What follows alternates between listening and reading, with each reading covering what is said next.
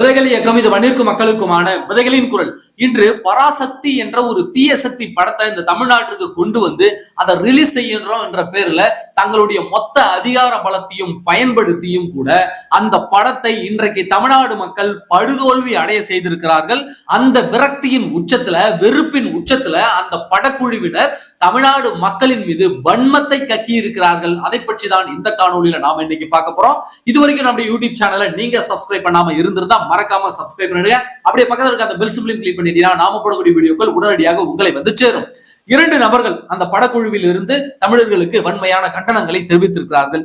யார் அப்படின்னு பாத்தீங்கன்னாக்க, முதல்ல சுதா கொங்கரா. இந்த சுதா கொங்கரா தான் அந்த இயக்குனர்.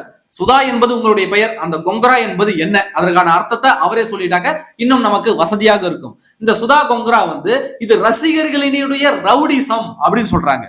இன்னொருவர் யாரு இந்த தமிழ்நாடு மக்களின் மீது விமர்சனம் வைத்திருப்பது அப்படின்னு பாத்தீங்கன்னாக்க, தேவ் ராம்நாத்.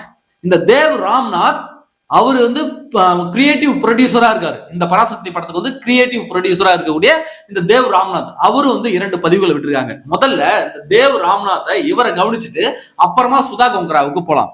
இந்த தேவ் ராம்நாத் வந்து என்ன பதிவு போட்டிருக்காரு அப்படின்னாக்க, இவர் வந்து கிரியேட்டிவ் ப்ரொடியூசரா இருக்காருல்ல தேவ் ராம்நாத். இவரு யாரு, இவர் பெயருடைய பின்புலம் என்ன, இவர் எந்த இனத்தை சார்ந்தவர்கள் அப்படிலாம் நம்ம தோண்டி எடுத்தோம்னாக்க அது வேற மாதிரி ஆயிடும். சரிங்களா? அப்ப இந்த தேவ் ராம்நாத் என்ன பதிவு போட்டிருக்காருனாக்க, நாங்கள் உங்கள் படத்துடன் எங்கள் படத்தையும் வெளியிடுகிறோம் என்பதற்காக எங்கள் படத்தை சீர்குலைக்க உங்களுக்கு உரிமை இல்லை. நாங்கள் தான் எங்கள் வெளியீட்டு தேதி முதலில் அறிவித்தோம். உங்கள் படத்தை நிறுத்த நாங்கள் முயற்சித்தோமா? ஒருபோதும் இல்லை. தடைகளை தாண்டுவதற்காக சென்னை மற்றும் மும்பையில் உள்ள தணிக்கைத்துறை அலுவலகத்தில் நான் ஒவ்வொரு நாளும் இருந்தேன். உங்கள் குழு கையாண்டதை போலவே நாங்களும் எங்கள் தணிக்கை பிரச்சனைகளை கையாண்டோம். பட வெளியீட்டிற்கு 18 மணி நேரத்திற்கும் குறைவாக இருந்த போதே எங்களுக்கு தணிக்கை சான்றிதழ் கிடைத்தது.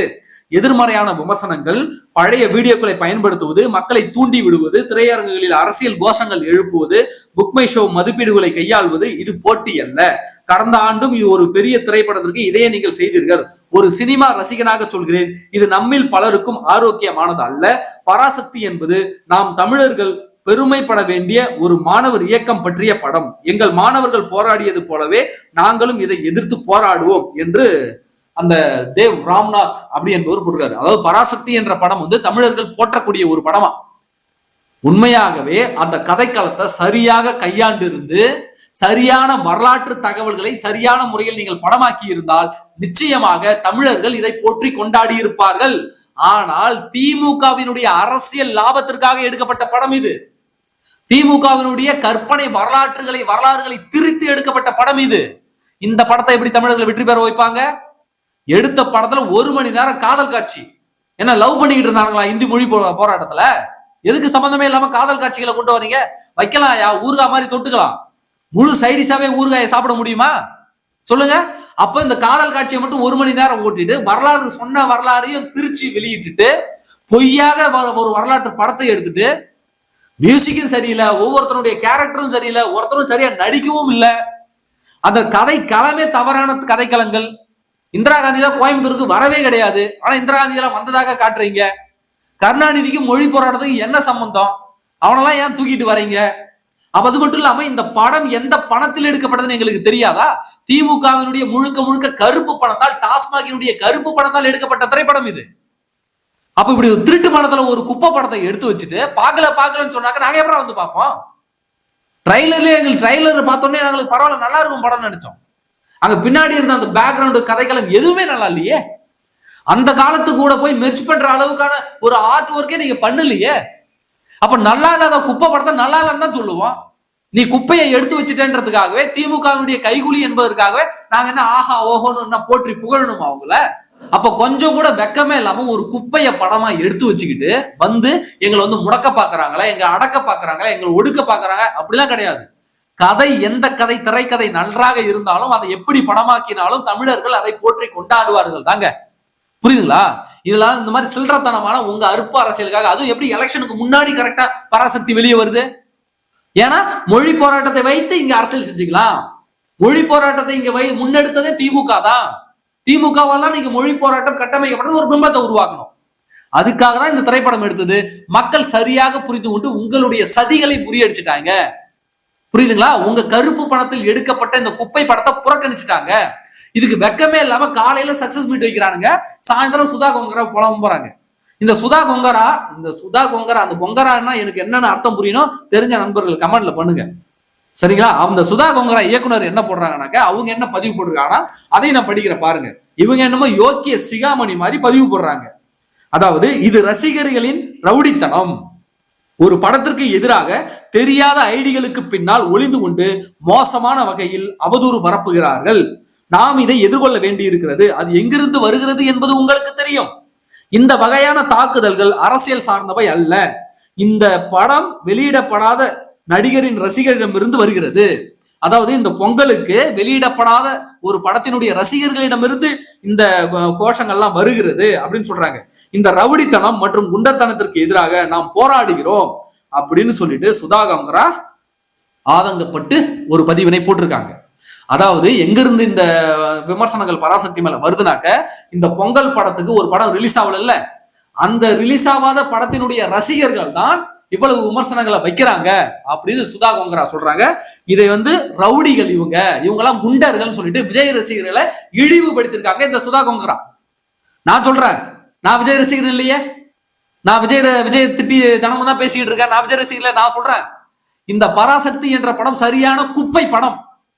இதெல்லாம் கக்கூஸ் டாய்லெட் பேப்பர் வச்சு துடைப்பீங்களா, அந்த அளவுக்கு கூட ஒரு ஒர்த் இல்லாத கதை களத்தை வச்சுக்கிட்டு நீங்க படம் எடுத்திருக்கீங்க. ஒரு உண்மையான வரலாற்றை திருச்சி எடுத்திருக்கீங்க. இப்பேற்பட்ட ஒரு கக்கூஸ் கழுவு கூட லாய்க்கு இல்லாத இந்த பராசக்தி படத்தை தூக்கிட்டு எங்க தமிழர்கள் தலையில கட்டுவீங்க, எங்க தலையில கட்டுவீங்க, நாங்க ஏத்துக்கணுமா? அப்போ நீங்க தமிழ் பசங்களை நீங்க ரவுடிகள் குண்டர்கள் சொல்றீங்கன்னா உங்களுக்கு எல்லாம் எவ்வளவு தெனாவிட்டு இருக்கும்? இந்த படம் தமிழ் கலாச்சாரத்திற்கானது, தமிழர்களுக்கானது சொல்றீங்க இல்ல? இந்த படத்தினுடைய இயக்குனர் யார்? இந்த படத்தினுடைய நடிகர் யார்? இந்த படத்தினுடைய ப்ரொடியூசர் யார்? இந்த படத்துக்காக கருப்பு பணத்தை கொடுத்தவர்கள் யார்? இவர்கள் எல்லாம் தமிழர்களா? அப்புறம் தமிழர்களுக்கானது தமிழர் பெருமை பேசுறது எப்படி சொல்றீங்க நீங்க? தமிழர்களுக்கு இந்த படத்துக்கு என்ன சம்பந்தம் இருக்குது? முதல்ல இந்தி போராட்டம் தமிழர்களுக்கே உரிய போராட்டம். அந்த போராட்டத்தை முன்னெடுத்தவர்கள் தமிழர்கள். ஆனால் இந்த திரைப்படத்திற்கும் தமிழர்களுக்கும் சம்மந்தம் இல்லை. அப்போ உங்க அரிப்பை திருத்துக் கொள்வதற்கு நீங்க இப்படி ஒரு குப்பை படத்தை எங்க தலையில கட்டுவீங்க, நாங்க தூக்கி வச்சு கொண்டாடணுமா? இதுக்கு எங்களை பார்த்து ரவுடிங்க பொறுக்கீங்கன்னு சொல்ல வேண்டியது. நான் விஜய் ரசிகர் இல்லையே, நான் சொல்றேன் பராசக்தி படம் குப்பை படம். அப்போ எப்படி எங்களை ரவுடி நீங்க சொல்லலாம்? படம் எடுக்க துளி கூட அருகதையற்ற நபர் நீங்க எப்படி எங்களை பார்த்து சொல்லலாம்? இதே சுதா கொங்கரா யோக்கியமான ஆளா? சுதா கொங்கரா எடுத்த இறுதி சுற்று படமே கதை திருட்டுல எடுத்த படம். ஒரு அப்பாவி பாக்ஸிங் பெண்ணினுடைய, ஒரு ஏழை அப்பாவி பாக்ஸிங் பெண்ணினுடைய உழைப்பை திருடி, கதையை திருடி எடுத்த படம் தான் இறுதி சுற்று படம். துளசி ஹேலன் அந்த பொண்ணுடைய பெயர். அவங்க 32 மெடல்கள் வாங்கியிருக்காங்க, பாக்ஸிங் சாம்பியன். அவங்க கிட்ட கதையை கேட்டுட்டு அந்த கதையை படமா எடுத்து வச்சுட்டு இதை கேட்டா மிரட்டுறது அந்த பெண்ணை. எனக்கு கமிஷனர்லாம் தெரியும் சொல்லிட்டு இந்த சுதா கொங்கரா அந்த பெண்ணை மிரட்டி இருக்காங்க.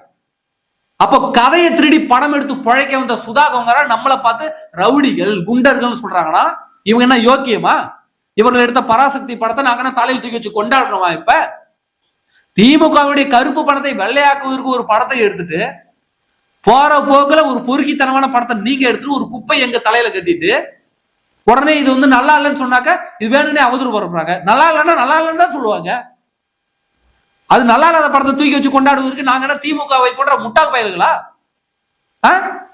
அப்போ இவ்வளவு பொறுக்கித்தனத்தையும் இந்த பராசக்தி படக்குழு பண்ணிட்டு இன்னைக்கு நம்மளை பிளேம் பண்றாங்க. இது திட்டமிட்டு அந்த படத்தை மறைக்க பாக்குறாங்க, எங்களுடைய உழைப்பை வீணாக்க பாக்குறாங்க. நீ உழைப்ப போட்டுருந்தா அந்த படம் ஏன் குப்பையா வரப்போகுது? சரியான கதை களத்தை கையாண்டு சரியான அந்த கால சூழலை உருவாக்கி நீ படம் எடுத்துட்டா ஹிட் ஆயிருக்கணுமே. அப்ப அவசரமாக 2026 தேர்தலுக்காக ஒரு படத்தை சீக்கிரம் ரிலீஸ் பண்ணணும். திமுக தான் இந்தி மொழி போராட்டத்திற்கே ஒரு அத்தாரிட்டி, தமிழுக்கு அத்தாரிட்டி திமுக தான் அப்படி நிறுவனம் என்றதற்காக அவசரமாக ஒரு படத்தை எடுத்து அது குப்பையாகி இன்றைக்கு நாரிட்டு கிடக்குது. இன்னும் கூட பராசக்தி திரைப்படத்தை யாரும் போய் தேட்டர்லாம் போய் பார்க்காதீங்க, இனிமே எவனும் தேட்டருக்கு போகாதீங்க. இன்றைக்கு படுதோல்வியை சந்தித்திருக்கிறது. 150 கோடி பட்ஜெட்னு சொல்றாங்க, வசூலே இது வரைக்கும் 50 கோடி தான். படம் நல்லா இருந்தா தமிழ் சினிமா ரசிகர்கள் கொண்டாடுவாங்க. சம்பந்தமே இல்லாம இன்றைக்கு மலையாள படத்தையும் கன்னட படத்தையும் ஆந்திர படத்தையும் ஏன் தமிழர்கள் கொண்டாடுறாங்க? கேஜிஎஃப், பாகுபலி எடுத்துங்க. இன்றைக்கு மலையாளத்துல எவ்வளவு படங்கள் வந்திருக்கு. இன்னைக்கு கூட ஈகோன்னு ஒரு படம் வந்திருக்கு, அதையெல்லாம் இன்றைக்கு தமிழர்கள் தூக்கி வச்சு கொண்டாடுறாங்களே. ஏன் கதைக்களம் நல்லா இருக்கு, திறமையான முறையில் அந்த கதையை சொல்லி படம் எடுத்திருக்காங்க. அப்போ இந்த மலையாள சினிமா, கன்னட சினிமா, ஆந்திர சினிமாவில் இருக்கிறவங்க எல்லாம் ஆளுக்கு ஒரு டம்ளர் வாங்கி குடிச்சா கூட இந்த தமிழ்நாட்டில் இருக்கக்கூடிய இயக்குநர்களுக்கு புத்தி வராதுதான் நான் சொல்லுவேன். இன்றைக்கு தமிழ் சினிமா அழிவு பாதையில் போய் கொண்டிருப்பதற்கு இவர்களும் ஒரு காரணம், சரியான கதையை படமா எடுக்காததும் ஒரு காரணம், இப்பொழுது இருக்கக்கூடிய தமிழ் நடிகர்களும் ஒரு காரணம். 200 கோடி ரூபாய் 100 கோடி ரூபாய் கேட்கறானுங்க இந்த பொறுக்கி பயலுங்க. இவனுக்கு என்ன நடிச்சு கிழிச்சிட்டானுன்னு சொல்லிட்டு 200 கோடி ரூபாய் 100 கோடி ரூபாய் சம்பளம் ஒரு படத்துக்கு. அந்த 200 கோடி 100 கோடிய படத்தினுடைய ஒர்க்குக்காக, கிராபிக்ஸ் ஒர்க்குக்காக, விஎஃப்எஸ்க்காக போட்டிருந்தாக்க படம் உலக சினிமா தரத்துல வந்திருக்குமே. அப்போ இந்த நடிகர்களும் இயக்குநர்களும் போடுகின்ற இந்த பொறுக்கித்தனமான ஆட்டங்களுக்கு இன்றைக்கு தமிழ் சினிமா சீரழிந்து போய் கிடக்கிறது என்பதுதான் உண்மை. இப்பேற்பட்ட சூழல்ல இப்படி ஒரு குப்பை படத்தை தூக்கிட்டு வந்து வச்சுட்டு, இல்ல என் குப்பை படத்தை பழி வாங்கிட்டாங்க, எங்க படத்தை ஓட விடல அப்படின்னு சொல்லிட்டு கதை கூந்தல் வேற பேசிட்டு இருக்கீங்க. இந்த பராசக்தி ஒரு தீய சக்தி. நன்றி.